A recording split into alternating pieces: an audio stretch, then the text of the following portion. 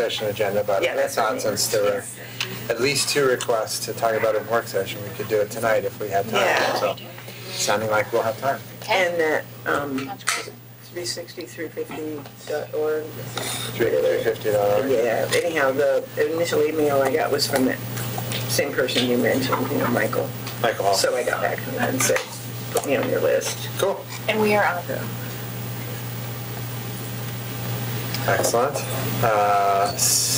So we have neither Alma nor Kelly. Shall we talk about? I am starting tonight. Okay. Actually, Yeah. so there's a couple of items that I wanted to take an upfront opportunity to discuss. One is that we have a new member in our audience, and I was hoping he could step up for one moment, and that is Stefan Lashbrook. All of you know Stefan or have met him at various settings. We've had some transitions in the office over the course of the last week, and Stefan has been willing to come in and help sort of keep the boat floating. So I have deeply appreciated his service, and very specifically, he's been working on the Solarize campaign to make sure that that continues to go on without a hitch. He's also been working on our Parks and Rec stuff, as well as our Art Mob stuff, and our event that's happening out at the Food Court Pod next in a week? A week from today. A week from today. So he's been taking a bunch of things that are sort of just out there. I also wanted to take a moment to thank Mitch Neiman, who offered his resignation last week. As all of you know, Mitch has been here for the last 3 years, and I've deeply appreciated his service and all of the amazing things that he did for the city. We've been talking as a team internally about some of those projects, but Sunday Parkways, which we talked about last week and will continue to talk about, is one of those really amazing things that the city has because of Mitch. So I just wanted to put out there a thanks to him, as well as a thanks to Stefan for stepping up and helping us up during this interim time. That's number one. Number two, he's also asked for something tonight. And what he has asked for is we're doing the first Solarize meeting on Wednesday evening. And that's to offer out to the community an opportunity to hear from the developers of the solar installations about the installations and how the program works. We have an opportunity as the city to kick that meeting off. I know that the mayor was sounding like he might be late. I won't be there probably at exactly 6:30. I'm supposed to be manning a booth at the Clackamas County Fair until 6. So we were wondering if somebody on council was going to be in attendance and if you would be interested in kicking off the evening. We're happy to write speaking points for you if you are willing to come, but we'd love to have just comments about why we're doing this program, the opportunity it brings to Milwaukie, and since it's a part of goals that you guys have set before, we thought you might be interested. I'm absolutely planning to be there because I have lots of questions. I'm considering doing it myself. So. Yes. Yeah, so you're not going to go to Nickeywick? No, I've let them know that I'm not coming. Yeah, and I had told them that I might come. So I'll go ahead and go to Nickeywick, and you can do Solarize then. Can you, well, I'm bringing my daughter in, so if you want to do this intro Well, and it's kind or of, kick off, that would be great. as council president, that's appropriate also. Yeah. Okay. Sure. So Stefan and Alma will work on getting you some speaking points for tomorrow night. Okay. And thank you. And actually, the best speaking point you can say He means is... Alma Frankenstein. I do. I should say that. Did you see her having a heart attack Almost over there? collapsed. You almost collapsed at that moment, right there. I should disclose we have two Almas working here at the You can't city even say today. Alma F. Yeah, I can't. You've got to go big Alma and little Alma. Alma Frankenstein. I know, I'm only kidding. Will be But older, taller, bigger. So Yeah. this is just evolving. So we will get you some, but the biggest thing will just be seeing your own interest. Yeah. Funny enough, Stefan and I were both saying that we were both planning on being there tomorrow night for our own interest, not even because we were going to be staffing it. So it's a great opportunity to let people know they're not alone. So those are the main items that I had. I also have the calendar that I'll pass around to people for you guys tonight, and then we can go into the discussion about parks. Cool. So I asked Chuck to come tonight. We have met with North Clackamas, and I wanted to give you guys a very brief update on where things are with North Clackamas Parks and Rec District. Scott was going to try and be here. Unfortunately, he is out on a medical issue. He's fine. He's doing great, but he couldn't make it tonight. So you have Chuck and Ann.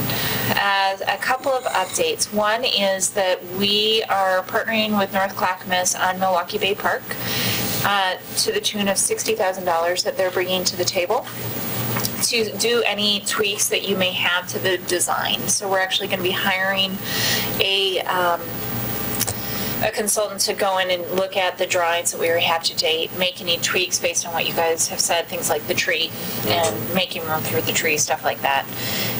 $60,000 does not go very far. I'm just making sure everybody is aware that that does not go very far, but it does allow us to do some of these minor modifications. If there were substantial ones, we'd want to go out for a far more rigorous community engagement strategy, and we'd want to have probably more money dedicated to that process. So the first question is, I'm guessing you guys are okay with us going down the $60,000 pot trajectory and starting sort of these initial conversations, knowing that they may have to amend that in the future if that's not sufficient. Is that correct? Or do you have questions? I had a question regarding, I can't remember, if the revisions, would they require some timing issues with our permits only being valid for so long on some of the things we discussed? So the commitment that I made to you all when you set the goal was that we would be under construction within 2 years. That puts me at April of 2019. Okay. Our permit is 2020? 2020. Okay. I think it's October 2020. So that gives us 18 months in 2 construction cycles or seasons in order to get all the improvements into the park. But it's why I've been holding so firmly with staff that that's the deadline for starting those improvements. And is the permit a start time? It expires. You could potentially apply for an extension. We've heard that the Corps hasn't given out many extensions, but if we were totally under construction, I don't know why they wouldn't give it. Is there any negative in the 60,000? No. I can't imagine why we wouldn't say, yeah. We appreciate it's already budgeted for them, so they don't have to go back to the county council in order to get more money. We will be sitting on the selection with them, so it's not just them making the determination. It'll be Stefan, Chuck, and myself partnering with Scott and Catherine over there to make sure that we get the right consultant. So that's where we're at. We did have a PARB member who was participating in those because of his technical expertise. He has asked him to recuse himself before we go into an RFP selection process in case he wants to bid. And I completely respect that. To keep it very transparent and clear, he has now removed himself before we started that process. So that if that does come to fruition, he does choose to, as a company, participate, he can. The big advantage to this, of course, is the fact that we need to decide on the scope of your improvements on whether it's going to, how it's going to trigger into that existing permit. Because if it becomes any kind of major modification of that permit, then we could have problems. And that's mostly on cut fill, right? Right. The part of the permit that's left is all in floodplain. Correct. It's nothing below ordinary high water. Right. So that's the first piece. The second piece is that we have had conversations with NCPRD about doing some sort of MOU to show their commitment towards the construction of the park going into the April 2019 deadline. We started those conversations. They've been very supportive. They actually were looking at possibly doing a budgetary adjustment instead to show their intent. So actually moving SDCs to the project instead of doing an MOU. There's some nuances in that we haven't generated those SDCs yet. However, we are seeing applications that lead us to believe that we're probably going to be able to fulfill that obligation. So that's one option. There's also the possibility that at a future date they could backfill from a bond or from something else if they decided they wanted to go out to the public and have that discussion with the public. So they feel confident that they have options, but it is a different mechanism for working on that park around the funding. So I wanted to find out from all of you if you had any concerns about that mechanism of using a budget versus going through some sort of document and agreement. Does the SDC versus MOU versus some other bond or whatever, does it affect, we've had these discussions before about with the NCPRD about the structure or the who owns what? Ownership. At the end of the day. Yep. So Is there any discussion about one versus the other has an impact on that? So I think that it's an interesting discussion. When you bond, you have to bond against the collateral you create, right? So you're saying that you're going to have this product, so they would retain ownership of those improvements in that way. The SDCs is an interesting discussion in that the SDCs are also their SDCs, they're not ours. Right. So whether or not those come to us would need to be a negotiation anyway. What does not occur in this case is the property does not transfer. So no matter what, the property remains with the city. It's a question of what happens with the surface improvements. When it comes to Wichita Park, the way that we negotiated that agreement is that if it's a removable asset, so if you can remove the park's equipment, that's probably yours. Trees, you can't really remove. Those are probably ours. Shifting soils, we're not going to curb and gutter. Those aren't your assets, those are ours. So you can't destroy the park should there ever be a divorce of the two entities. But if there's something that's a removable item, then that's absolutely a part of the discussion. Well, I thought that the language in the Wichita Park plan was good and appropriate, and it was looking out for this kind of thing. So I guess nothing that I would say is I don't have a strong preference, but I want to just ensure that we are protected to the extent we possibly can be on that. And I think when we get closer to construction or even significant changes in design, we probably need some sort of agreement that protects our interests around our property. But right now, the interlocal agreement does protect our interest in the property. It's fairly clear. And we're seeing that even as Happy Valley and NCPRD are working on their relationship and their divorce. So, yes, we need to make sure that we're watching that. And part of the discussion we've had with Scott Archer is that we would like to initiate the changes to the big IGA in September or October. So actually start talking about that relationship and those dollars, specifically because I do believe they are underfunded. And we are asking a lot of them. Yeah. And taking on Elk Rock Island is another example of where that's happening. When we're talking about whether or not you put in a splash pad or some sort of water feature at this park, those break all the time. You're talking about facilities people, not just maintenance crews. I mean, these are nuts and bolts people who cost money. And so we need to have a real honest dialogue around what that looks like.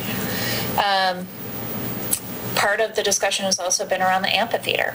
Amphitheaters require planning to actually schedule them, to keep them active, to keep them engaged. So if we're going to have that kind of amenity as is designed, that's additional staff that they need to have and capacity they need to manage that process. So these are really hard, legitimate conversations that I think we need to have over the course of the next 2 years. But specific to Milwaukie Bay, I feel that they are acting in good faith. And I think that their request to look at this as a monetary adjustment today, instead of waiting for us to prove out the SDCs or prove out a bond or prove out something else, is a show of that faith. They may come back to me and say they changed their mind. They want to do this through an agreement instead of through a budget. We're open, but that was their current thought process.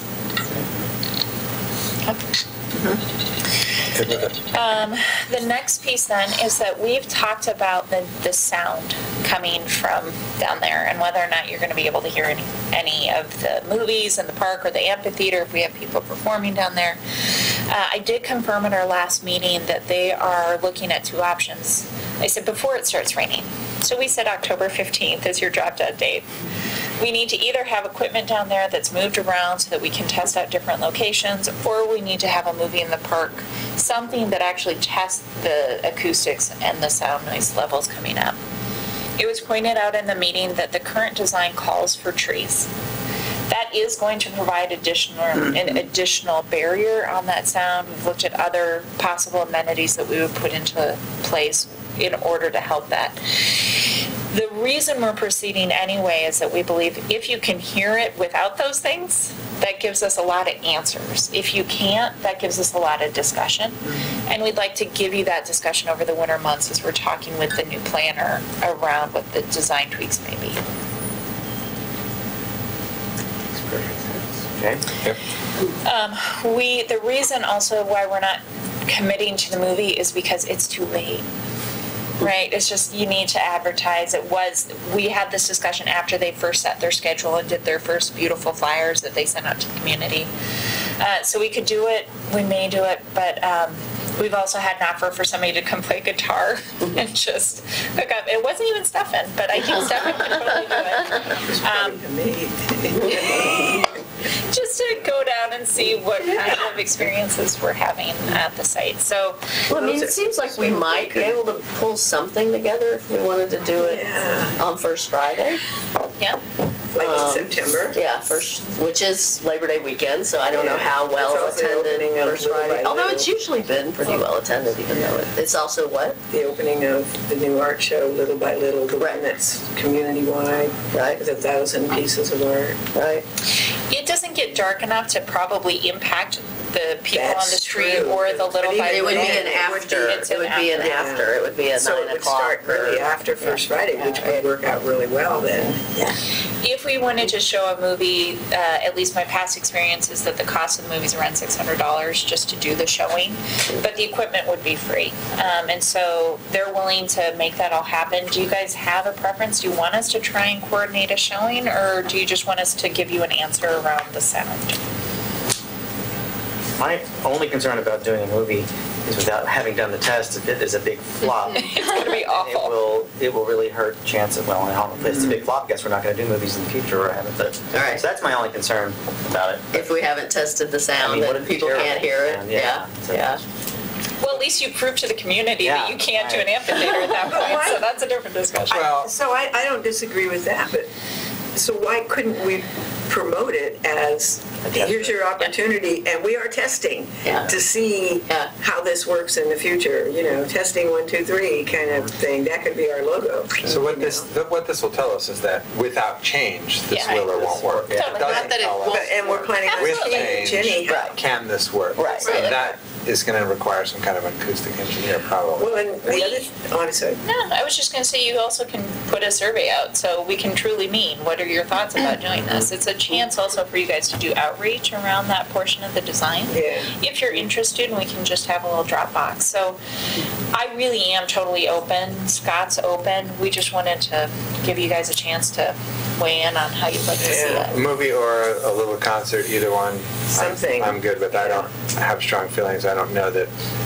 doing the movie is going to tell us any more than doing a concert It will tell won't. us. I don't. So if it's less, I mean, either I way, don't know. we're I gonna have think to run music a carries better than generator, voice right? does. Because there's no power down there now. I mean, Well, we did run power from the bathroom. You can run it from the bathroom. It's a very long extension cord, but we can figure that out. The other issue that Scott brought up is the fact that they kind of like the testing better because they have to have employees out there after hours at a movie. Employees. Oh, if you do a movie, you're saying? Yeah, so NCPRD would have to have employees. So they could do it during business Yeah, hours. they you're could go saying. down and test at any time Yeah. with their employees. yeah. are they 410s as well, like the rest of the county staff? Supposedly. But Scott still comes to meetings with me on Fridays, so Right. yes, So, it would yeah. probably be a Monday through Thursday Coordination with typically. First Friday then becomes.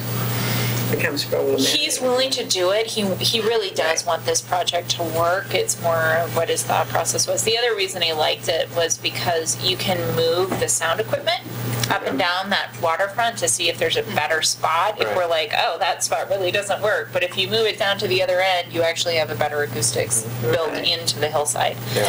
So that was the other reason he was thinking just to slide the sounds. Right. Well, I don't have a strong feeling. I mean, I like movie events. I went this weekend to one of their outdoor movies. Did you see Batman?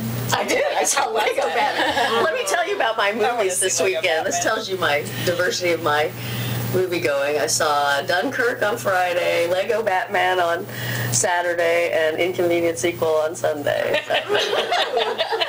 That's diverse. Awesome. That is. Very diverse. But all movies I enjoy, so and have seen.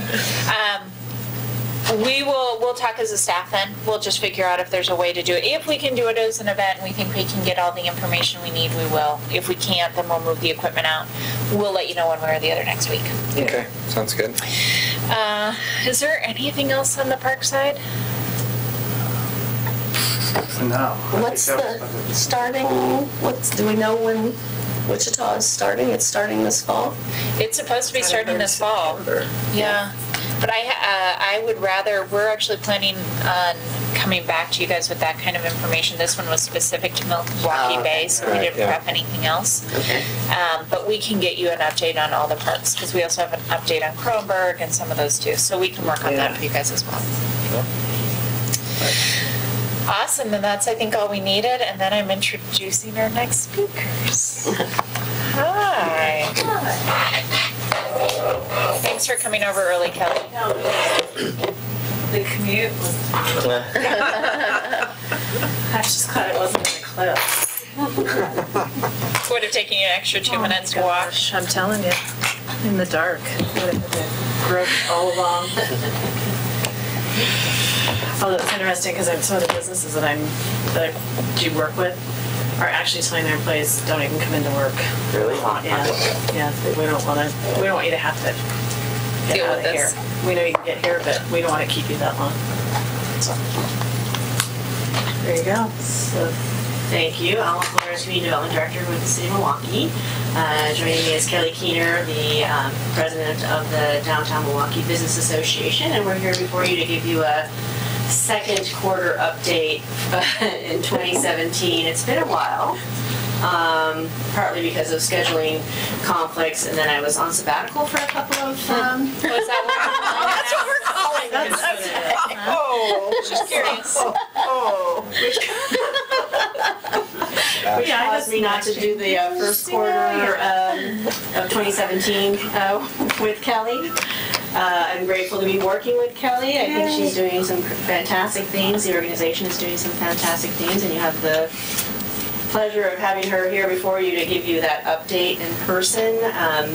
We work with the DMBA regularly. We attend their monthly meetings. We've briefed them on downtown projects specifically, but we include other elements of citywide full of efforts.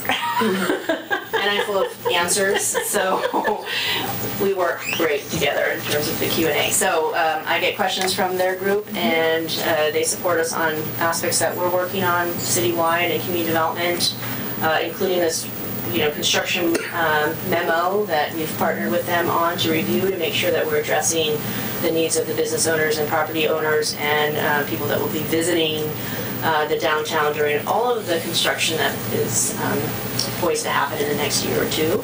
And so with that, though, I want to make sure Kelly has the time before you to give you all of the great updates on what has been happening. I was going to say, for not being here for a while, it's a short list for me, surprisingly, but I'm sure I can turn it into a much longer conversation.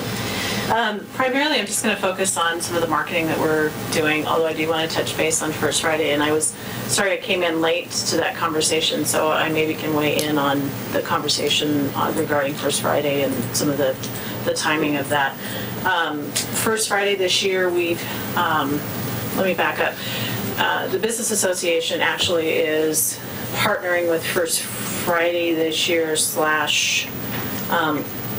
absorbing First Friday in a way. We're really bringing First Friday back in to focus on behalf of the businesses. That's really what it set out to be. Change direction for a while. We're kind of bringing it back to engage the businesses in the event and less basis, and then bringing as well as the community and the functions, the outside folks that go along with it as our guests. So this is our pretty significant transition year. I also said, sure, I'll chair the First Friday group as well. So I'm kind of wearing two hats in this juncture, and then hopefully we'll kind of clean all that up as the next year progresses. But it's been a great season so far. We're seeing continual growth each month, which is exciting. Even with our having to cancel last month, we still saw a lot of activity and traffic. I know I drove down by the food carts, and obviously that was rocking down there, which was great to see. So it's unfortunate this year and last year we actually have had weather impact First Friday for the first time in 9 years. It's like we were given 7 good ones and a couple of years of challenge. So So we're hoping for the last 2 of the season to have no weather impacts, which would be really nice. With that being said, September, we have asked our businesses and vendors to partner with a nonprofit. We're going to focus quite significantly on that this year as sort of our kickback to school and that kind of thing. We're real excited about it. We're seeing great participation from our businesses and even the vendors, these small artists are jumping on too. They really want to participate. So we're real excited about that. And then October will be our season ending. It's always sad, of the Harvest Festival this year as well. And again, love it, but really sad to kind of see it end for the season. Sort of like farmers market. It's sort of like, oh, there it goes, darn it. So September 1st will be the first Friday, and then it is Labor Day weekend. It does continue on. It's one of those questionable weekends of will you or won't you, and yes, it is the first Friday of the month, and therefore we will stick to it, no confusion. And then October 6th will be our fall harvest. We also have, and we'll send you all a link to the volunteer sign up, fall cleanup downtown on Saturday, October 21st. Sort of get the city ready for fall. We do one in the spring in conjunction with Solve, the timing with the Solve and the functions that go on around the city. And always seem to have great participation in that. So the bark and all those things kind of happen downtown and get spread is by the business owners and the volunteers that come for that. And then, Lisa, you'll be happy to know, Trick or Treat will be back again this year. That probably was one of the most successful, fun, simple to execute events that we've done in the city, and I have heard about for the entire year since. So we're really looking forward to that this year again, and I think we'll have probably twice as many of the businesses that will participate, because we had a fair showing, but I think this year everyone's going to want to be a part of that after. And you do it this Saturday? Saturday the 28th will be that one. What time did we do that last year?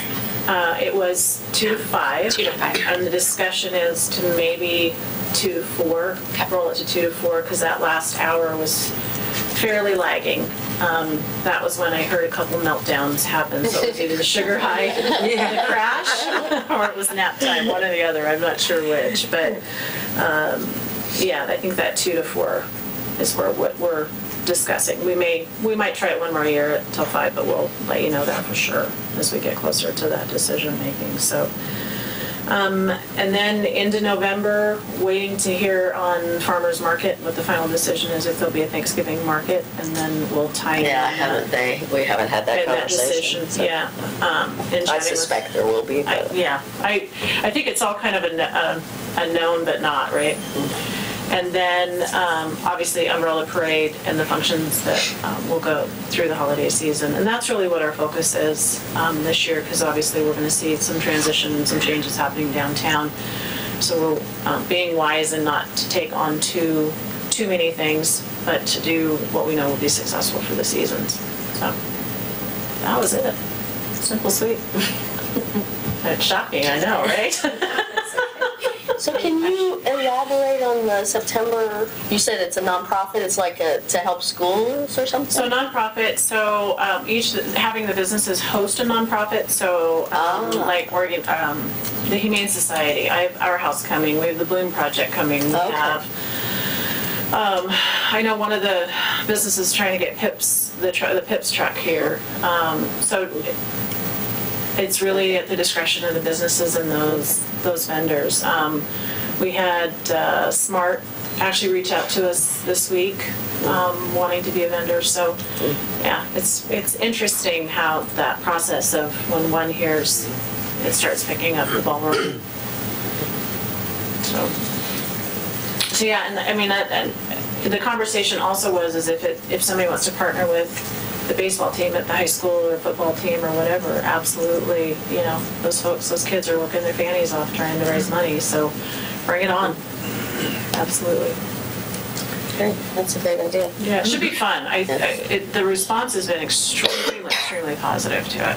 And it's been some interesting, like one I was not aware of. There's an education that comes along with it. I guess there's and forgive me because I'm not remembering the name, but there's an organization, basically the gentleman collects quarters and plugs the laundromats. Oh, Laundry Love. That's it. Yeah, my Rotary Club helps with that. Yeah, and it's, one of the businesses is going to host those folks. I mean, I think it's, somebody called me the other day, I said, get a hold of Backpack Buddies. I mean, there's been some really interesting, fun things. There's always the Wichita Center for the schools. Yeah.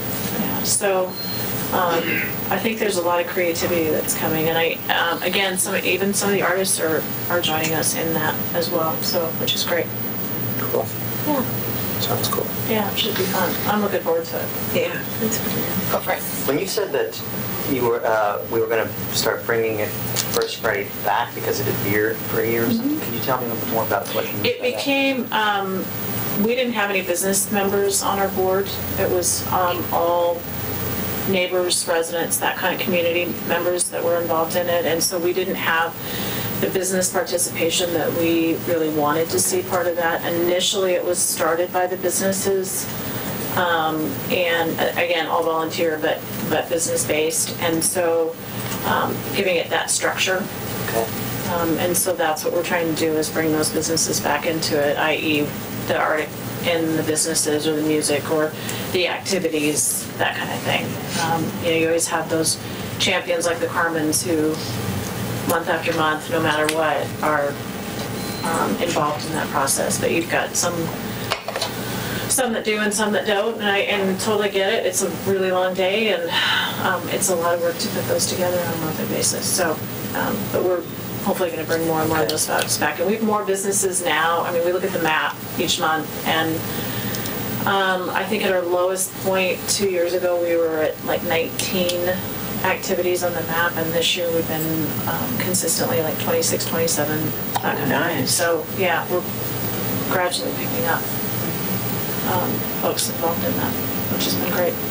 And then when you said there's been an increase this year, I think you said this year, is that an increase in participation or sales, or what was the increase? Participation and guests to the city. Great.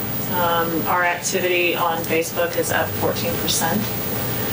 We opened an Instagram account, so we had nothing to bounce that against this year. But we knew we needed that piece, and it's been a grand addition to First Friday because it's a whole different segment. Yeah. Every marketing class I take, IG and Facebook are two separate folks. So it's been great. It's been a great addition. Good. Thanks. I highly recommend Snapchat. Kelly. All right. Kelly, are you or any of the businesses that you know of going to the Main Street Conference, Oregon Main Street Conference, which this year is going to be in Oregon City? I am not going. I am overcommitted as it stands. But and I've not heard from any of the businesses that are going, so I can't speak for them. We have a meeting next week, so I'm sure information's getting out to them about it. And I think it's a great opportunity. Yeah, I went to McMinnville for it a few years ago, and that's a schlep. But now that it's right here in Oregon City, it would be great if. I know there's been some conversation, but I don't know. It's a commitment to be out of your business for that length of time, and so. Yeah. Well, I think if I remember correctly, when I went last year, I passed on a lot of notes to you guys, great. and I'm signed up to go again this year, especially since it's an OC. So that'll be handy, and I'll be happy to share anything I can with you and pick up. And I was going to say, there's really usually one main day. And I get that, if you do the whole thing, you're sort of like 3 days or, one main day and two half days or whatever. But there's really that. I think it's Wednesday, Thursday, Friday, so it's probably Thursday. The Thursday is the main day. Yeah. It's a really interesting thing to do. Yeah, I've always found those to be really beneficial in a variety of ways. Yeah, you really see what some people do with very little money, to generate interest. Well, and the cool thing too is that if I remember correctly from last year, and they probably do this every year, there's at least 1 or 2 sessions about how to make differences and make changes without spending money. I mean, specifically about how not to have to spend a lot of money to do, whether it's outreach or events or, various kinds of things. So those are always helpful. And Layla and I will be attending the Main Street Conference as well, and we could bring back the materials. They typically do a good job of sending out the notification with all of the PowerPoints and certainly pass it along. I also own all of the Main Street books. Me too, but mine are kind of old now. Well, they haven't been updated. Oh, well, I'm in good shape then. So I'm more than happy to also be a technical advisor should there be some questions that come related to the Main Street approach. I was a downtown manager myself at some point in my life, and following a 4-point approach to the Main Street model. And I did do an additional push to Kelly's push to the business community, to our listserv of businesses and property owners widely, not just within the downtown, in case there were other pockets of the community, over off King, neighborhood commercial areas, and business owners there that may have an interest in participating at that level. For the Main Street approach. Well, it would be, I think, interesting and informative for a lot of those folks, not necessarily just Main Street. Right. Right, because they speak to marketing broadly, and you can apply that same lens to your own personal business rather than think generally about a district. So I had 2 questions. One was, I was talking to one downtown business people, and they said that you're working on a map of downtown businesses. So I wanted to see where that, I mean, I knew there would be Working on that map, what? It's not a simple, I wish I could say that was a simple project. Yeah.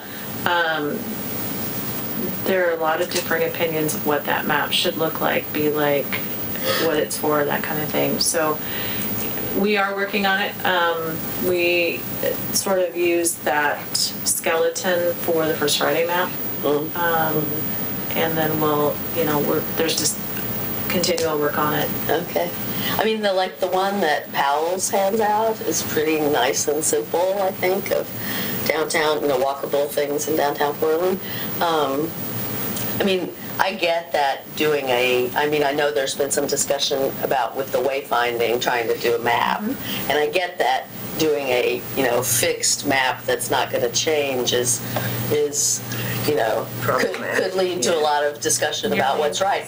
But in something that you're just doing a brochure to hand out, if you do it, and next year, you want to do it differently, it's not a huge investment, and it'd be great to have a... I think in some of the earlier conversations about that, there was note that the chamber had done the downtown map at one point in time. They don't I don't know if they still have it in their system. No, she doesn't have anything anymore. Oh, wow. We did it with tourism. So I'll look in what I have in my computer. I've got a lot of old chamber stuff, but I'm not sure that I've got any of that. I was going to say, when you say there's discussion about the different purposes of the map, what are some of the different purposes that... Is it a walking map? Is it strictly retail? Is it services and retail? How do you categorize some of these businesses? Case in point, chocolate shop's a classic example. Is it food? Is it gifts? Is it where do you put that? You use window coverings. Is that a service? Is that it's complicated as far as those categories, because we do have a really eclectic downtown business community, to say the least. So it's a challenge to determine and to make everybody happy. That's the other thing. We've got some strong personalities. Assuming that's not going to happen. Is there anything that we Somebody can do to won't assist? be. Good assumption. So We've actually been working on it literally 2 years. Yeah. So go. Well, I was just going to say, I mean, I love map making and did this in Beaverton, created a downtown walking map that did do all the categorization based on the North American Industrial Classification System's sort of categorization, because that's sort of the traditional way in which you classify businesses, and it's pretty much understood.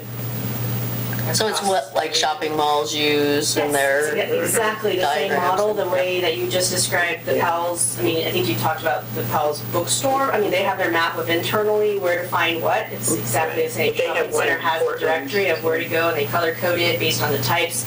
They do an excellent job at the malls of clustering like businesses so that it makes the categorization even easier. So we can certainly do something. We received a grant from the Regional Arts Council or something. You could go after, or the tourist, it's the RAC.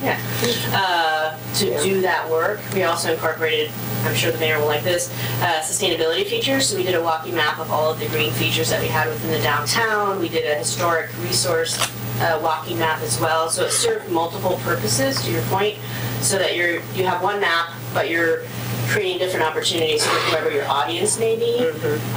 So that's a way to possibly formulate it and use GIS to get you there to a more user-friendly map, sort of template or interface, if you will. And then it would be important, because as we were just sort of chatting a little while ago, the information changes fairly regularly, right? Businesses go in, go out.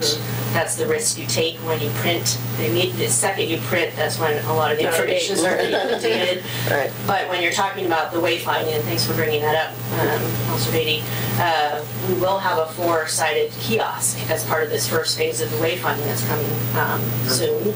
And we certainly want to be able to have a map and have it be there for somebody to take away and to visually see where they might want to go based on points of interest, City Hall being an important sort of civic point of interest, the library, the food cart pods, and then the businesses along the way, so that we're making sure people are going from one end, south end, to the north end and east and west between 21st and McLaughlin as well. So we want to encourage that business continuity throughout the downtown.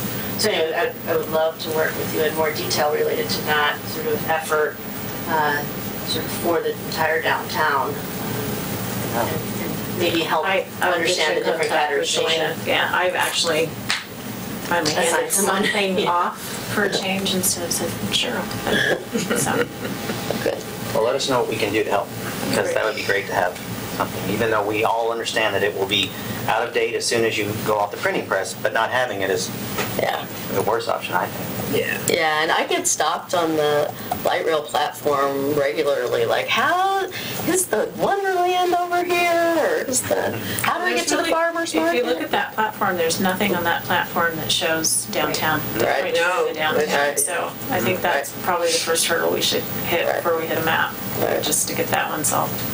Well, if there were, And that will be part of that first phase implementation of the wayfinding, with directionals from the transit station, the 4-sided kiosk, community kiosk, and then in between.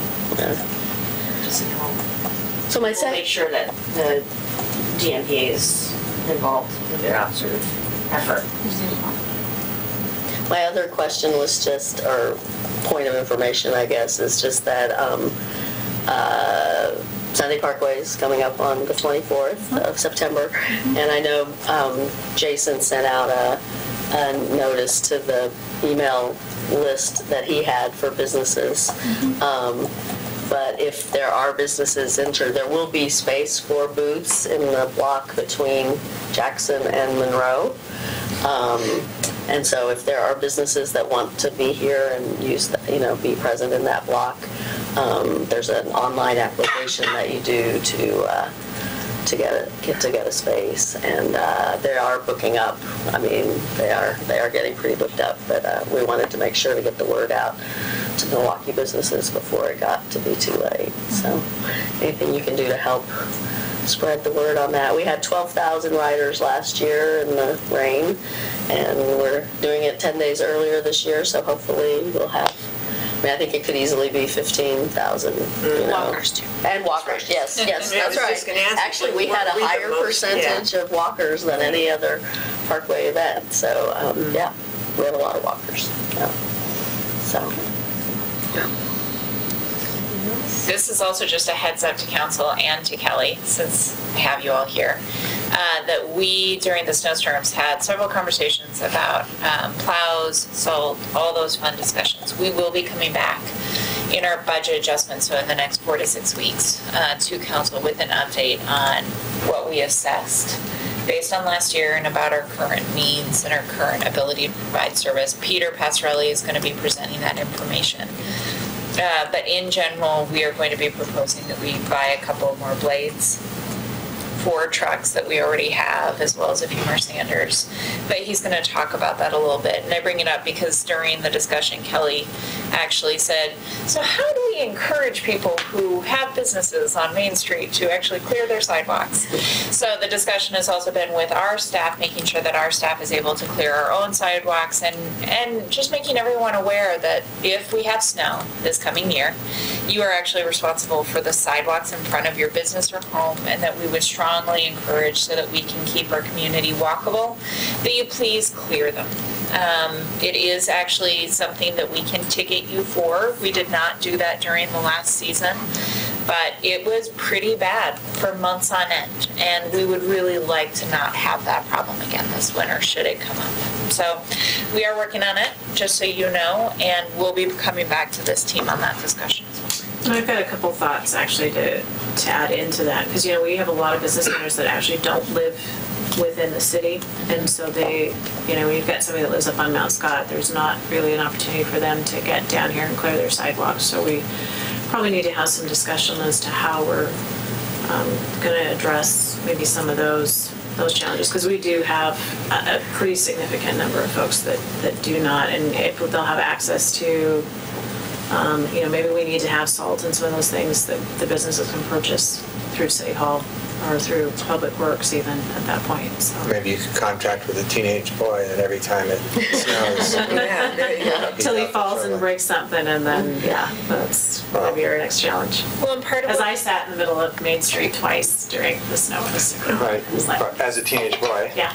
I did that very thing in Colorado, so it worked out great. I made money. They got their streets shoveled. Yeah. So just a little bit of because that was a couple of comments that were made back to me is, I live up on the top of the hill. There's no way I'm not going to make it down. So how we can partner in some of those opportunities, that's going to be an opportunity for us too. And it's August. It is August. Right, so this is also saying that we have a few months for people to find some solutions for themselves. But I also have heard from a couple of businesses about some things they'd like for us to be able to provide as a service, as well as things from our own department that they're going to be bringing forward. So I am going to take those back to our department as well. But I did not realize what the freeze and thaw was like here. And it's not the snow that's the problem, but it's the not clearing it that is the problem. Because once you don't clear it, you can't get in and out of those businesses, especially ones that are open for evening service, for weeks. So it is something that is in all of our best interest to try and solve. We are going to be bringing some of those solutions to all of you, but we will be asking businesses to also clear theirs. So we'll continue that discussion, and I appreciate it. Thank you. Good. Thank you. Thank you. Thanks so much. Good to see you. Good to see you. Next quarter. Unless you take another sabbatical. No more sabbaticals. No sabbaticals. I also wanted to just take a moment before we close, since that was our total agenda, to give you guys a chance to talk about the resolution that is on later tonight. So I'm just opening that up for discussion. I don't have anything to add. Okay. I have some questions. Okay. Find it real quick. And just so people on air know which one we're talking about, there's a healthcare resolution that's on regular business tonight. And while he's looking that up, I looked up a lot of information. I asked Mark a lot of questions, so thank you for the feedback on that. I talked to a number of other people. the one thing I still don't know is, what healthcare providers like hospitals and stuff think about that, and because I couldn't find anything online that spoke to that, but I noticed that none of our hospitals were listed, amongst those who were supporting it. So I have trouble figuring out, well, how do they fit into that? Like how do they? Does anything change for them? I guess kind of thing. But other than that, from all the information I looked at, even though there was some positive, some negative, some questioning some of the same things I'd questioned, it sounds like a good move forward, and it isn't anything that, it's something that benefits in the long run, doesn't hurt us or our city or our people in any way. So no, it actually strongly benefits. If you think about the number of people that we have in our city, number of families that are low-income families, based on the free and reduced lunches, and it's the people sort of just above the bottom that are hardest hit, because if you're poor enough, you can get the Oregon Health Plan. Right. If you're just making enough money not to get the Oregon Health Plan, there's a good chance you still can't afford health care, health insurance, even with the ACA. And there's a reason why we're the only industrialized nation left on the face of the earth that doesn't have this. And it's all got to do with profit margins for insurance companies and potentially hospitals. I think they're afraid of that more than is warranted. But change is always scary to companies. I remember when they first went to HMOs, and what's the one right below that called? Like what province is? It's not an HMO. It's a PPO. A PPO. A PPO. Yeah, I remember when I was back in California, and folks first came to me and talked to me about that. And you're right, change is really scary when, especially in businesses like that have to depend on other income. So but what I find interesting is that the people who are on the front line of trying to keep people healthy and deal with people, whether it's in emergency rooms or in hospitals or in clinics, which is the nurses, are all for it. They see the benefit for it. So that's why you see nurses organizations. I saw that they were supportive. Yeah. So my questions were, my first general statement is, as I mentioned to you in the email, I don't particularly think it's good practice to bring resolutions and ordinances to an agenda that have that haven't been vetted in some way through a work session. So I'm glad we're talking about that now. The second thing is, I just wanted to make sure, because that I understand that the terms you're using, you're talking about universal health care in the way of insurance coverage, right? You're not talking about the provision of healthcare itself. You're talking about coverage for insurance. Is that? I mean, as you pointed out, as the article that you forwarded pointed out, there's probably 30 different ways that different countries around the world have dealt with it. Some of them make sure that everybody has health insurance. Some of them just provide, if there's no insurance companies in the middle, people get services, doctors and hospitals and pharmaceutical companies get paid, and there is no middleman. I am not proposing, nor are the rest of the people that are working towards this proposing to say, here is the way we think America should do it, because there are 30 different ways to skin that cat. We're just saying we should do it. Provide coverage. That there's a difference. Every American should be able to every American should receive health care, period. However you do that, however you achieve that, whether it's through insurance companies or without insurance companies, they receive the health care. Okay.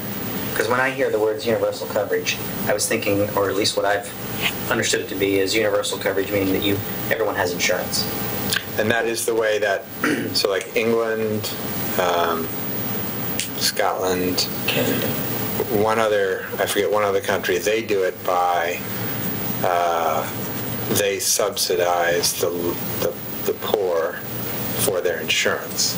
There's still insurance companies. It's still dealt with in that way. England's not that way. Am I misremembering the list? Okay. England is government provided health care. And isn't Canada Anyway, there's at least 3 countries that do it the way you're describing it, which is it's still insurance companies, but the government. Germany, it was. Yeah, it might be Canada. Yeah. Sweden. I don't know about Canada. I don't know. Anyway.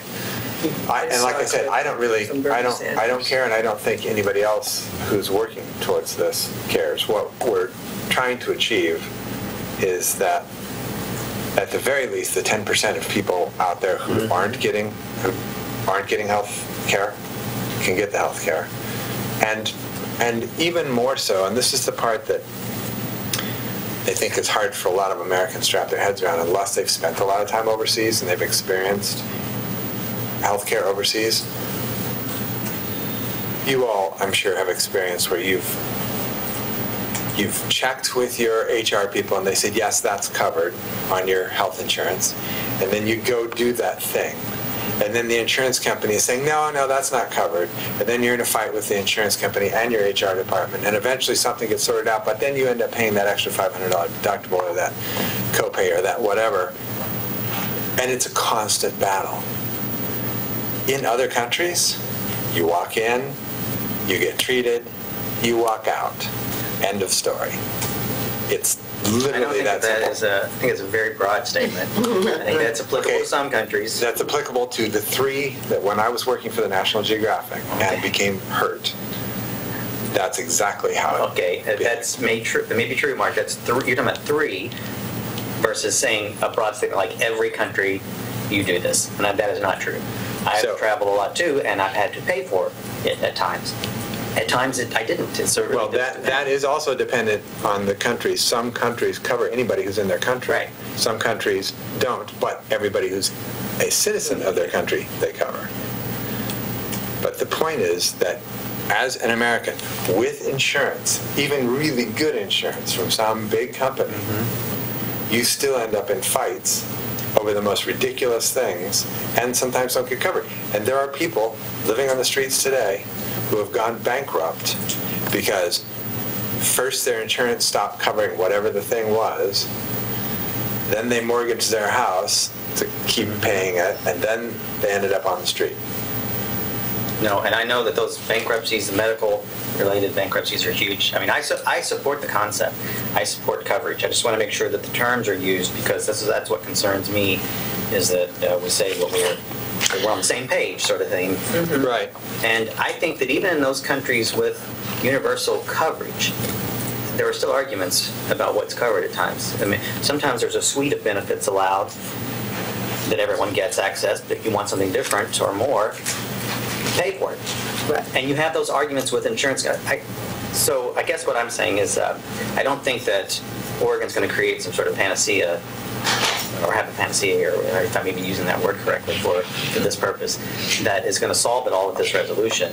But I think you're still going to have those kinds of fights. But I do support universal coverage. So what this actually calls for is universal health care. So that's a different. Okay, that's what I'm trying to figure out. I think the document actually is internally a little consistent about that. So the last 2 whereases talk about health care coverage, but the caption is a high-quality, publicly funded health care system, which is a different thing than this. Well, so what effectively, what is the difference you see between those 2? Well, that, to me, a health care system means the delivery of health care. It's not just insurance. It's the delivery of health. So doctors work for the state. I don't think that necessarily says that. If that's not what we mean, then, I mean, isn't the opportunity now to discuss what changes we might want to make so that... When I'm saying it is people actually receive the health care. I don't actually care about the whole insurance company aspect of it. And you might want to say care coverage. Well, that is what... No, because coverage apparently implies insurance. And the final thing says universal health care system serving everyone in Oregon. Okay, so you do, and you are thinking of it as the provision of services, not just... However that occurs, whether that occurs through insurance or whether that occurs directly. I don't care how it occurs. I'm just looking for the end result of people getting health care and not having to fight for it. Okay. So in the now therefore, that last part there, the universal healthcare system serving everyone in Oregon via a single payer system, which is a whole nother concept that was nowhere in the whereases. And so, and I took a look at the other ones that you had recommended. I guess there were 6 other cities that were on your list. Mm-hmm. No one mentioned single payer, so I didn't know if that's something that we were specifically wanting to put in, or that's just... Well, because I actually I would support that. Me personally think that is the most logical form. I know it's working in other... Oh, God damn it. It's calendar thing. I know it's working in other countries where they do it through insurance. But if you just think about it from the 30,000-foot level, right? X amount of money is put into paying insurance, paying deductibles, paying co-pays, paying the things that aren't covered. Okay, that's a big pot of money, right? That's that amount of money. Then there's the amount of money that actually is paid to doctors, nurses, pharmacists, or whoever's providing the medicine, physical therapists, whatever. That is a fairly significantly smaller amount than this amount. And the delta there is insurance company profits and their expenses. I personally think removing that delta, although a much tougher political fight, is actually the more logical solution. In a perfectly logical world, you would not take money out of the system to profitize somebody who is actually adding no value to the system. So, my personal opinion is that if we added what we currently pay for healthcare, just for our health insurance, that everybody comes out of everybody's, if you're employed, comes out of your paycheck. If you're not employed, you write a check. If we just took that amount of money and added it to our taxes, right? So instead of paying an insurance company, you're paying the government. Right. So, and then you walk in, you get your health care, you walk out, and you're done. I suspect, with that, what I just described, we also spend more per capita on health care than any other country in the world. And in that, we're spending more, less people are covered. And you have to fight for the coverage you do get. So it's a very broken system we have right now. I agree with that. So what about the people that don't pay taxes and either don't have a job or they're retired, they don't pay taxes because they don't have income to pay taxes on, or whatever? How do they get covered if they're it's covered? Taxes? So they're so that covered doesn't now, sound any different than social services.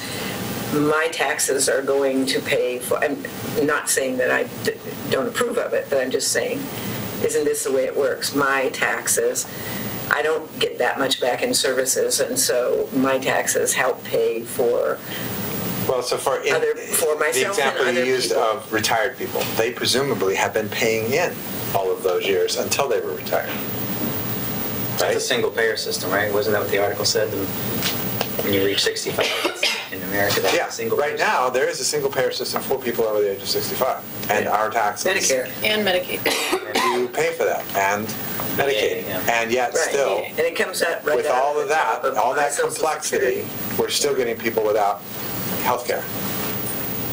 So it is, yes, to some degree, some of the people will have socialized medicine. They will have medicine that is paid for by somebody else. That's what I mean. So everybody's covered. Everybody's even covered. if they don't have, Even if and that was they're one of the not questions currently I a posed. taxpayer is, because they're disabled what or about they're people that, old.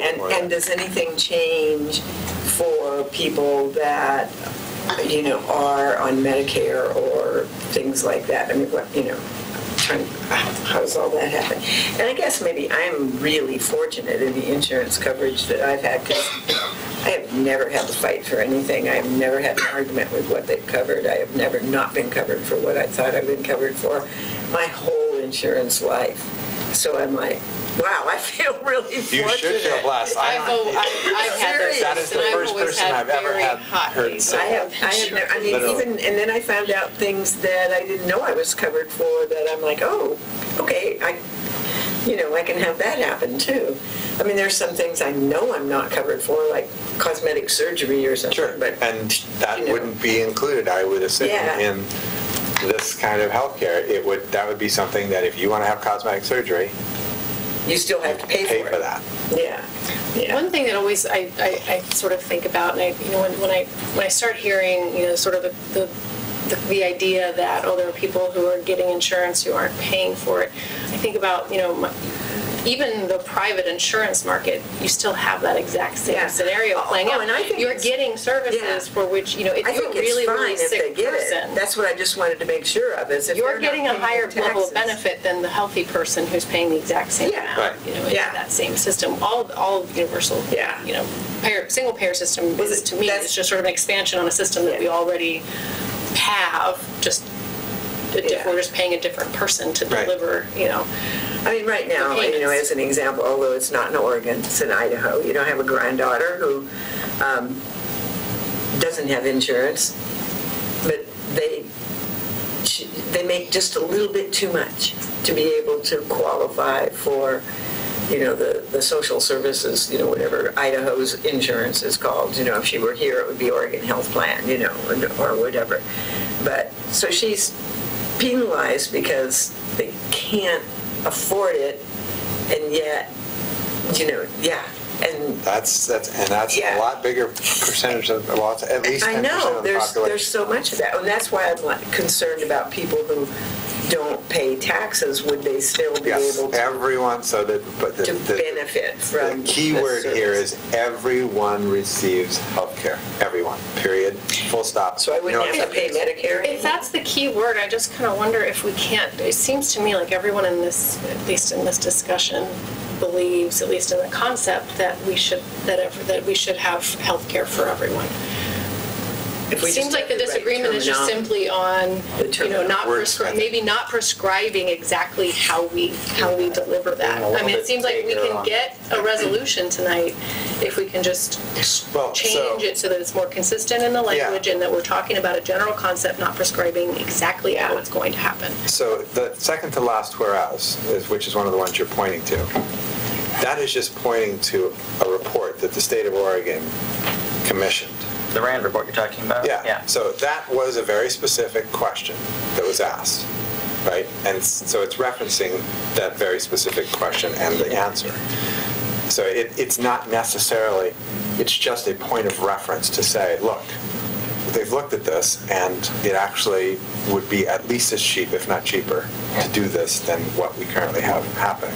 That is universal health care. That's insurance coverage, though. But that was the question. It is different, but that's why it says that there, because that was what the question was asked. It wasn't asked whatever it is. So if you go 3 whereases up, when it says a universal health care system ensures an individual's right to choose their health care provider and exercise control. Yes. The way you're describing it, if it's all publicly, if the government provides the actual services, I'm not sure that that's an accurate statement. And that's not an accurate statement in some European countries. It's definitely not.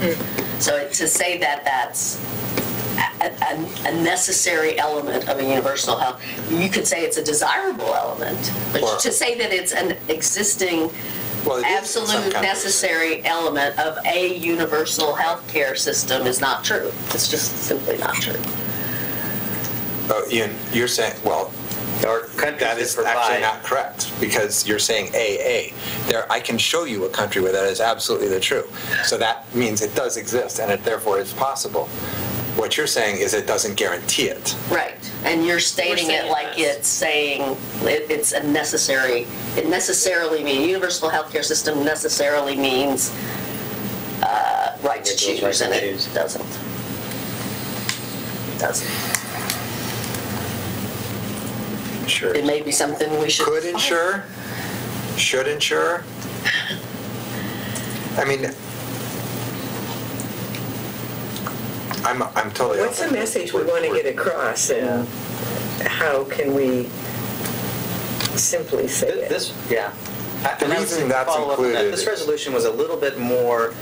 If I don't know who else looked at the other 6 or 7 that was the link. This one went further to me, or it was a little bit more specific than some of the vagueness, and maybe you did that on purpose. I very much did that on purpose. So, but then that's when I start getting a fan of not vague, because as long as it leaves it open enough to craft it well.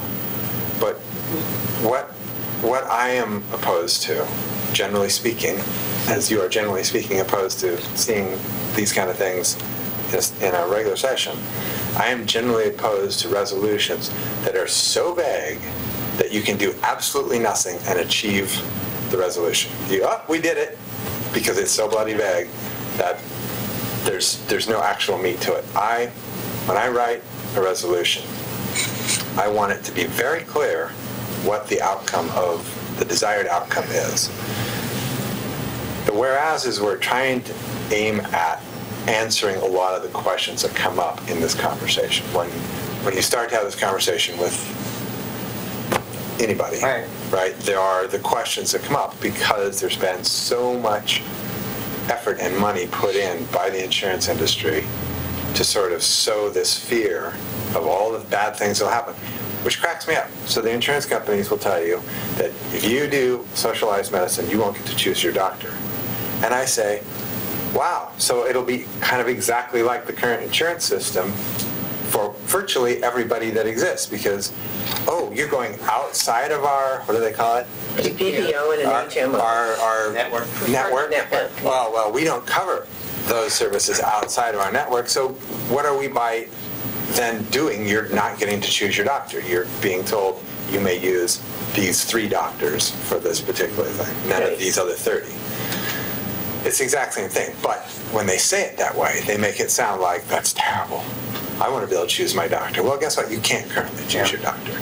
So that's a fallacy, and so I was attempting to answer those. I agree that one could definitely be worded to say that that's possible and ideal. So however you guys think the best way to say that one, that says... Which one are you looking at? Well, I guess I will tell you this. I am okay with pushing for single payer. Personally, it doesn't sound like maybe everybody is, but I'm okay with pushing for single payer. I know that's what healthcare, I just looked on their website, I know that's what Healthcare for All Oregon is pushing for. But I definitely think this resolution needs some work because it's inconsistent about what's coverage and what's healthcare provider, and it just seems to me it's so where other than that one, where else are you seeing it? Well, the title, the title, the publicly funded healthcare system serving everyone in Oregon. Okay, that's consistent with the ask. It's not saying insurance coverage. It's saying that implies to me healthcare providers, state healthcare providers. Right, and then the bottom No is insurance essentially that ask. Right. It's not disallowing it to happen through an insurance with that wording, is it? No, but it's just inconsistent about what we're asking for. No, it's not. It's exactly consistent. What is the bottom, what does the now therefore say? So what if on the Well, versus via a single payer system, you're saying, so no insurance companies, right? And that's... Right. That's what I think is the most efficient system. Do I think it's necessarily politically possible? I don't know. But even we're asking for the best possible system. Some of them. Most. England doesn't. Well, okay, one. I'm saying most countries. So... Yeah, that article that you sent was very That good was at fascinating. breaking It was down. enlightening to me because I think the terms are confusing at times, and I was kind of surprised by it when I read it about the European, because in our minds, or at least my mind, Europe, socialized medicine, you know? Right, yeah. Your taxes paid for, you walk in the doctor, you get whatever you want, and you leave. But that I article didn't see seems to New suggest Zealand on that, otherwise. I guess because it's not in Europe, but New Zealand is, you pay your taxes, you walk in, you get health care. Mexico apparently is the same way too, because that was one of the other countries that I Oh, yeah, experienced. friends that live in Mexico because of that. So I'm gonna just step in for 1 second. We have about 15 more minutes, which is no problem. Before what? Before we go on break. So Oh, my question okay. is, there are a couple of ways we could go about this tonight. One is that we could make a determination that you want to focus on the providers. You could focus, so doing a single payer, you could focus on the insurance component. You could be a little more vague, focus on both, and just say improvements are made, and that's great. And then the other question is, we can do this tonight, or you all can make some amendments, bring them back to the next meeting on September That may be better. Yeah. 5th, and we can approve it that night. I don't know if there's a time constraint on this for the people you're working with, and so I wanted to make sure I was respectful Well, it's of that. asking for 2019, so hopefully Yeah, we they can. can't, we should be able to have another. For the 2019 list. Well, I think their hope is to start having the conversation in this session, so, Yeah. because no big deal ever happens in the first Yeah, session. during the- It always seems to During take that short session. a session or two to cook. The nice thing by clarifying whatever it is you do create something, if this is your intent, that can be taken to other communities, that is Well, clean and and clear that and was easy to precisely use. why I was writing the way I was writing it, was because I wanted it to be a solid ask, a really defined ask that didn't have the wiggle room to really not do much and still sort of achieve the ask. I mean, I think, you even said, the goal is universal health care. The goal is 100% of us are covered. Everybody and gets health we are care able when they to need it. achieve, yes, universal coverage. I think I would, at least my own personal opinion would be, I'd appreciate a little bit more time so that each of us can kind of go through and, come with, with some suggestions on getting there, that we can, hopefully we can all sort of do the same exercise and come back and have a more streamlined sort of, okay, here's the heartache or headache I have here, and here, and then we can just hammer out at the next session exactly what. And we may not reach agreement. We may not. It's okay not to be a unanimous No, vote. true. Yeah. I'm fine with that. There is no rush. I just want to get this ball rolling. This is when I got it done, so I Yeah. put it on. Yeah. Let's start working. Well, and so to that extent, you've done that, and now we're all in there with you saying, how can we make this say what is going to be reasonable and sensible for anybody that happens to read it? Because if there's this much discussion just amongst the five of us about what does this mean and what does that mean, then there could be to the general public and everybody. All right, so let's take the next 12 minutes and just throw out I want to Well, I highlight sent the you issues. comments. It sounded like Shane had sent you comments. And I sent questions. My comment, well, mine were very few. It was more Yeah. just, I think that this Yeah. needs to be hashed out more. 'Cause, Well, I'm wondering if there's some concerns about the way the title is written. If instead of the way it's written now, you take out the word "and," so you create equitable, comprehensive, affordable, high-quality, public-funded health care, period. Get out Or system. health Get care out system. for And serving everyone in Oregon. Take out the word "and," take out the word "system." That's exactly what I was thinking about the title Yeah, myself. and that doesn't, as far as the title, right? Yeah. It still says this is what we want to end up with, but it eliminates that word of system.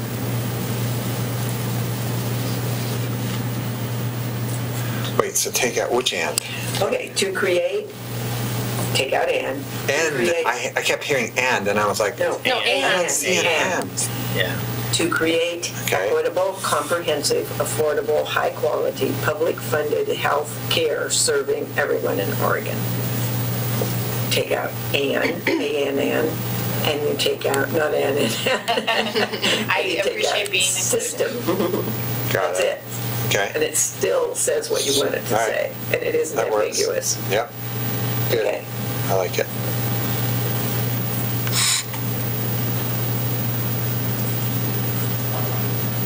If by publicly funded, we mean removal of all insurance companies? That, to me, does not say that, because you identify, the article identified lots of different models where there's components of publicly funded and there's also private insurance, but the goal is What's the publicly funded part then? The poor people, that's how they're insured, they get their insurance. We already have They get publicly they already, funded healthcare. And that part's not changing then. I mean, Well, it is in that we're saying everyone has to get it. So therefore, that means Cover the the public gap. portion has to step up to that next 10% that aren't getting it because they were making too much Okay. money to get the Oregon healthcare plan, but not enough to afford healthcare. Right. Especially people, and that affects especially, not even just the really, really low income, but the people who work for themselves and, Trust me, I'm yeah, very aware of who those people are. yeah.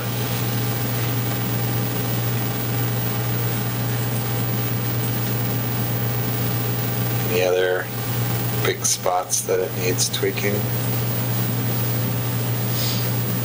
to the degree that it says, did you remove the word system, right? In the title, So, yeah. so we would remove it elsewhere? I mean, is that going to be consistent, or are we going to continue to say? It'd probably be a good idea to remove it elsewhere then.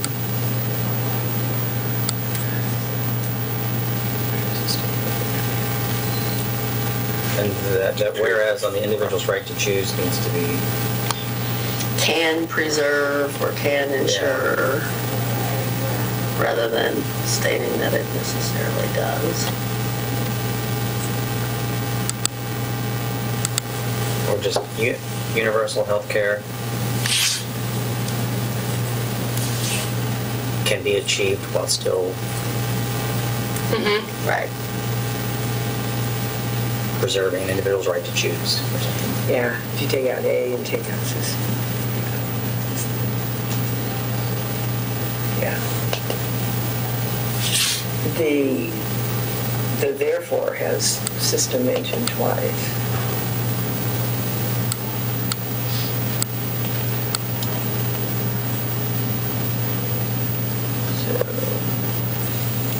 Maybe just, so we did the exact same thing that we did in the title for the "and" in the first system, and change system to program Where are you looking, Angel?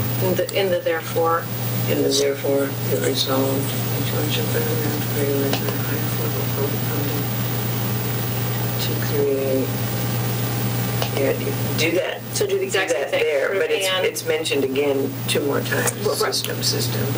Right, that's what I'm saying. So do the same thing that we did for the "and" in the first system. So strike "and" and system. And then the only other problem is the first system in the next sentence. Where the system should be. We could easily change that to something that just says the program should be transparent and accountable. Trying to see if that sentence still makes sense when you remove systems. So Would you say the program or the result? And do you want to change, since your point about Governor Brown, Yeah. do you want to say the Oregon Just to governor? the- Oh, yeah. She may not be governor in 2019. Right, you may not want I hope to. so, but it's Sure, you may. Yeah, we don't wanna call out any yeah, legislators right. either. jinx so her we with should this just say- resolution. Or just the governor and the Oregon legislature. Yeah. Yeah. Where's the governor to create equitable, comprehensive, affordable, quality, universal health care serving everyone in Oregon. But then it says via a single payer. I would strike that personally. So we just Not end that the I'm sentence against with it Oregon. necessarily, but I need to do more research on it. I don't feel like I'm educated enough, and there were a few countries even in Europe that were doing a single payer system according to that article. And so I'd have to think about it. It's not something I want to do on the fly. We're not, so you've got 3 weeks almost, right? Well, and we say publicly funded in the previous part of the sentence. I mean, and like you said at the outset, at the beginnings, that you don't care how it's I'm less covered. concerned You with want how 100% coverage. how it's achieved Yeah, than I am right. with Right. the result, although, And then you got to take. that said, I think Single payer system. the single payer system is Understandable. going to be the most cost efficient for Yeah. the taxpayers. So if we go to a system where insurance companies are still pulling a profit out of the middle of that, But that money's got to come from somewhere. if a lot of informed people, all take all this to heart, they're going to start moving towards something like that, we hope, anyhow. And so that's when your advocacy comes into play. And, So the third system. Go ahead and do the research. Did you feel like you think changing the third system to program? Something if we're uncomfortable with the word system, that it implies delivery, actually delivery of services. Right. We need some kind of I don't see how we don't say something. It's got to say system or program or. Well, I suggested result. I mean, with that. Do we need that final sentence anyway? Well, because we've already talked about affordability. It's in there. Yeah. Affordable, says this. Right. Transparent and accountable, involve meaningful public participation, be affordable to families, businesses. And we've said everyone. You've said most of that in the caption. So are the pieces that because transparent and accountable and meaningful public participation, are you just trying to capture those ideas someplace that? Well, and have it be in the, therefore be it resolved, because it's, to me, as Lisa has often pointed out, very often people will read the therefore be it resolved, and that's it. Right. They won't read anything else. They would say, what's the ask? And then if they get curious, maybe they read the other stuff. Yeah. So I think the ask has to be really clear, and that makes, that's part of people's concerns when they start talking about government-funded healthcare, is that somehow, because it's government-funded, somebody's going to be milking money off of it, as opposed to, the way we currently allow the insurance companies to milk money off of it. It's so funny when was it? It was some period a couple of years ago, and the people that were protesting something in the Obama administration were like, get the government out of my Medicare. Oh, yeah, it's like, what? What? Yeah, get the government out of my Medicare. I'm like, okay. Like, then we wouldn't know Medicare. That's what they're. I know. This is the problem with sound bites. Yeah. People don't. Okay, so anyhow, we should all work on it. Yeah. Especially that last. Think about any other changes. I'll try and rework that, whatever it is, fourth or fifth whereas. Okay. Talking about the right to choose. Sorry for interrupting. A couple of the resolutions that you had pointed to that the other cities had done, they had a second part that said, and direct the city manager to send a copy of this resolution to the governor and legislature. Might throw in that. Okay. We wanted to go. We're also directing. We want this to occur, and we're getting this resolution to Ann to send it on its way. Sure. Yep. Yeah. Some cities do that more than we did. We've done it every now and then. But we actually. Yeah, I don't think we are consistent. We're not consistent. No. I mean, We usually do it anyway. We're happy to. Whatever you want. Great. All right. Cool. Thank you. Look at that. We're out of time. That's. Are we adjourned? We are adjourned.